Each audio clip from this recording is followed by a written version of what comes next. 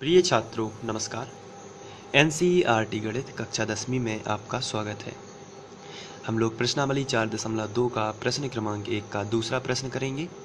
तो प्रश्न हल करने से पहले जो छात्र नए हैं मैं उनको बता देना चाहता हूँ, क्रमबद्ध स्टडी करने के लिए आप फ्री ऑनलाइन कोचिंग की प्लेलिस्ट पर जाइए और वहाँ से एनसीईआरटी सेलेक्ट करके आप क्रमबद्ध रूप से स्टडी कर सकते हैं। चलिए अब हम लोग दूसरा प्रश्न करते हैं। तो इसमें दिया गया है 2x वर्ग प्लस एक्स माइनस 6 बराबर 0 और हमें गुणनखंड विधि से द्विघात समीकरणों के मूल ज्ञात करना है। तो सबसे पहले तो हम क्वेश्चन को ही लिखेंगे। मैं उसी तरीके से हल करा रहा हूँ जैसा कि आपको एग्ज़ाम में लिखना है, तो आप इसको नोट भी कर सकते हैं और इसी तरीके को अपना सकते हैं। 2x वर्ग प्लस एक्स माइनस 6 बराबर 0। तो ये आपको सबसे पहले तो क्वेश्चन लिख देना है। अब आपको समझना भी है, यहाँ पर गुणनखंड विधि का मुख्य रूल होता है सबसे आखिरी वाली जो संख्या होती है उसका गुणा x वर्ग के गुणांक में करना है। तो सबसे आखिरी में लिखा है 6 और 6 का गुणा आपको करना है 2 में, तो आ जाएगा 6 दूनी 12 है। तो अब आपको ऐसी दो संख्याएं खोजनी है जिनका गुणा 12 होता है। तो सबसे पहले तो 12 एकम 12 होता है, दूसरा 6 दूनी 12 होता है, तीसरा 3 चौके 12 होता है। तो यहाँ पर मैंने यहाँ पर तीन संख्याओं का जो युग्म है उसको सिलेक्ट किया है, लेकिन इसमें से कौन सी संख्या हम लोग यहाँ पर ले सकते हैं तो उसके लिए आपको यहाँ ध्यान से देखना होगा। यहाँ पर x के साथ में कुछ नहीं लिखा है तो 1 माना जाता है, तो आपको ऐसी दो संख्याएं सिलेक्ट करनी है जिनके बीच में 1 का अंतर हो। तो 12 और 1 के बीच में तो 1 का अंतर नहीं है, यहाँ तो सीधा सीधा 11 का अंतर है, तो ये संख्या तो सिलेक्ट नहीं हो पाएगी। 6 और 2 में 4 का अंतर है, तो ये संख्या भी सिलेक्ट नहीं हो पाएगी क्योंकि 6 में से 2 घटा दिए जाए तो कितने बचेंगे 4। लेकिन यहाँ पर 3 और 4 में 1 का अंतर है, तो हम इसको सिलेक्ट कर सकते हैं 3 और 4 को।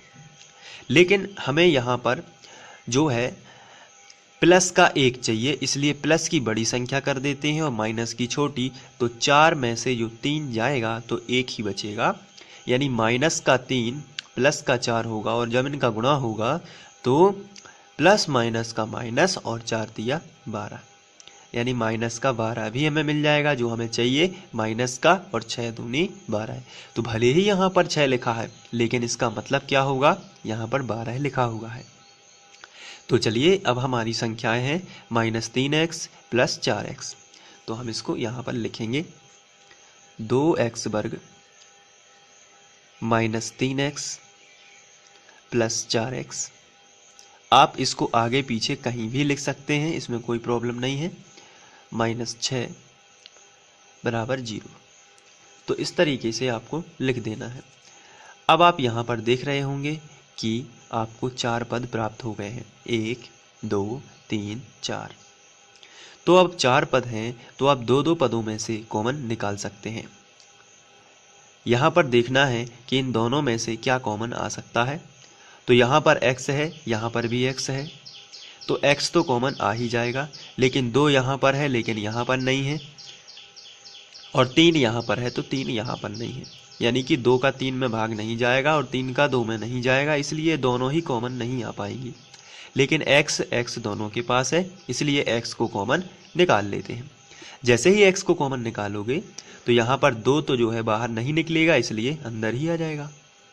यहाँ पर x पर 2 की घात थी, 1 हमने कॉमन निकाल ली तो 1 बच जाएगी, माइनस लगा है तो माइनस। यहाँ पे x बाहर निकालोगे तो कितना आएगा 3।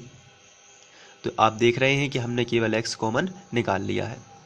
इसके बाद अब यहाँ पर आपको कॉमन निकालना है, तो प्लस लगा है तो सबसे पहले प्लस लगाओगे। यहाँ पर 4 है, यहाँ पर 6 है। 4 की टेबल में 6 नहीं आता और 6 की टेबल में 4 नहीं आता, लेकिन दोनों 2 की टेबल में आते हैं, यानी 2 की दुनिया में 4 और 6 दोनों आ जाते हैं। तो आपको क्या करना है, 2 कॉमन आप निकाल सकते हो। जैसे ही आप 2 कॉमन निकालोगे तो 2 दूनी 4, 2 बार गया, x ज्यों का त्यों, माइनस लगा है तो माइनस, और 2 तिया 6, 3 बार चला गया, बराबर में 0। आपको देखना है ये दोनों ब्रैकेट आपके समान होने चाहिए, तभी आपका जो हल किया हुआ है वो सही है। चलिए अब इन दोनों को 2 जगह की जगह 1 जगह लिख देते हैं, तो 2x - 3 यानी कि उभयनिष्ठ निकाल लेते हैं दोनों में से। और जो बचेगा वो क्या बचेगा, x प्लस 2। तो इसको आप इस तरीके से यहाँ पर लिख सकते हो और बराबर में 0। चूंकि हमें मूल ज्ञात करना है, मूल ज्ञात करने के लिए आपको गुणनखंड के बराबर में 0 लेना होगा। तो चलिए अब हम गुणनखंड के बराबर में 0 ले लेते हैं। इसका मतलब ये है कि हम 2x माइनस 3 बराबर 0 लेंगे या x प्लस 2 बराबर 0 लेंगे, मतलब दोनों के बराबर आपको 0 ले लेना है। तो यहाँ पर आप देख रहे हैं कि -3 का पक्षांतर इस तरफ हो जाएगा तो 2x बराबर मिलेगा 3। इसी तरीके से प्लस के 2 का पक्षांतर उस तरफ हो जाएगा तो माइनस का 2 मिलेगा। आगे बढ़ते हैं तो x बराबर 3/2 या x बराबर -2। तो यहाँ पर x का जो मान है वो है 3/2 और -2। तो मूल हमें मिल चुके हैं, अतः हम लिखेंगे समीकरण 2x वर्ग, जो हमारा प्रश्न था उसी को लिखेंगे, के मूल 3/2 और -2 हैं, 3/2 और -2 हैं। तो इस तरीके से आप इसको भी सॉल्व कर सकते हैं। बहुत ही सिंपल क्वेश्चन है। तो आशा करता हूँ कि आप लोगों को ये क्वेश्चन समझ में आ गया होगा। तो आप इसको जल्दी से कर लीजिए, इसका रिवीजन कर लीजिए, अपने नोटबुक में लिख लीजिए और सभी तरीके से इसको सीख लीजिए और अपनी मेहनत जारी रखिए। आप अपनी मेहनत करते रहिए। कोई भी समस्या है आप मुझे बता सकते हैं कमेंट करके। यदि उसका जवाब देने लायक होगा तो ज़रूर उसका जवाब दिया जाएगा। Thank you.